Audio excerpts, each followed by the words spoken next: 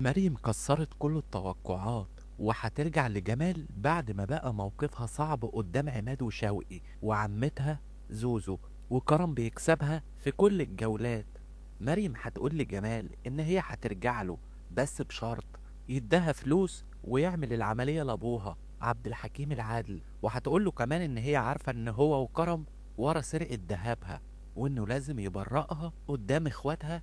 بس جمال بقى هيقول لها انا هساعدك في عملية ابوكي، بس حكاية الدهب دي صدقيني انا ما اتفقتش مع كرم على سرقة دهبك، ومعرفش فعلا اذا كان هو اللي سرق الدهب ولا لا علشان مظلموش. ومريم هتعمل نفسها مصدقة علشان تاخد الفلوس وتعمل عملية ابوها عبد الحكيم العادل.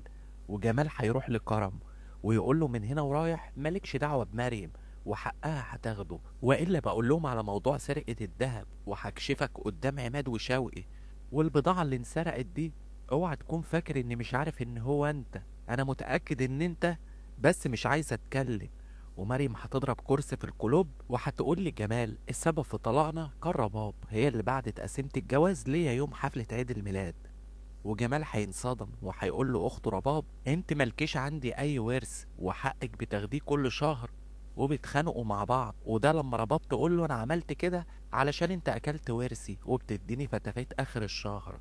وبالنسبة لهالة بقى هتنصدم صدمة عمرها وهتبقى في ورطة كبيرة وهتقول له امها انا لازم اتصرف بسرعة. مريم رجعت لجمال انا لازم اكلم عادل المحامي بسرعة واقول له ينقل لي عقد الفيلا. وفعلا لما هالة بتكلم عادل المحامي بيوافق على طول، وده علشان هو متوتر ومتضايق ان مريم رجعت لجمال، فبينفذ كلام هالة علشان ينتقم من مريم ان هي رفضته ورجعت لجمال. وبالنسبة لزياد بقى ابن خالة هالة، اكيد هالة مخلياه يشتغل في المطعم علشان ناوية تسيطر على المطعم وتضحك على جمال. وده ممكن ان زياد يحاول يجيب لها ورق بيدين جمال في حاجة وهالة تساوم جمال بيه.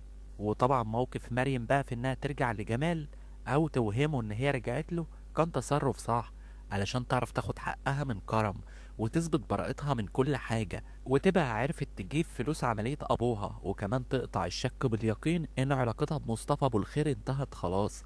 وكمان جمال هيقف جنبها ويصرف على البنات في الظروف اللي هي فيها دي. بس اكيد رجوعهم مريم وجمال مش هيكمل، ده مريم راجعة علشان تاخد حقها بس مش اكتر.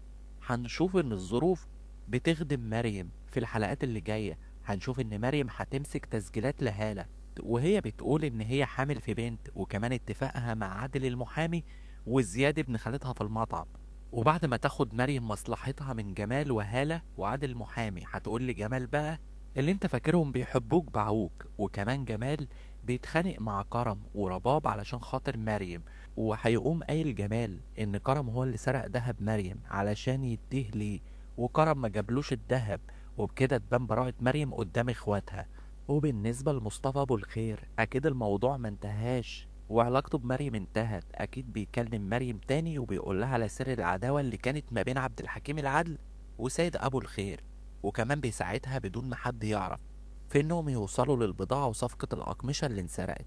وبالنسبة لموت عبد الحكيم العدل ممكن مش تكون الجنازة اللي في البرومو جنازة عبد الحكيم العادل، وتكون جنازة ابن كرم، وساعتها بتكون ضربة قوية لكرم ورباب وبتخلي كرم يتراجع ويعترف بكل البلاوي اللي عملها وان هو ظلم مريم كتير. وعبد الحكيم العادل بيتعالج ويخرج من المستشفى، ومريم ومصطفى ابو الخير بيصالحوه على سيد ابو الخير بعد ما يسمعوا وجهة نظر بعض. وعندي احساس برضو ان عبد الحكيم العادل بعد ما بيعمل العملية ويتعالج ويعرف ان مريم رجعت لجمال ويتصالح مع مصطفى ابو الخير وسيد ابو الخير يقوم متوفي، وتطلع الجنازة اللي في البرومو كانت بتاعته هو. ونهاية جمال مثلا بيدخل السجن، وده لما يعرف ان هالة ضحكت عليه في موضوع الحمل وكمان اخدت الفيلا وكانت سبب في خراب المطعم، فبينتقم منها ويدخل السجن. واكيد كرم بتكون نهايته السجن برضه، وده في حالة لو اخواته ما سامحوهوش على كل اللي عمله. ودي بتكون توقعات وتحليل احداث مسلسل اسمة العدل. اشوفكم بكرة وفيديو جديد، وما تنساش بقى لو عجبك الفيديو تابعني.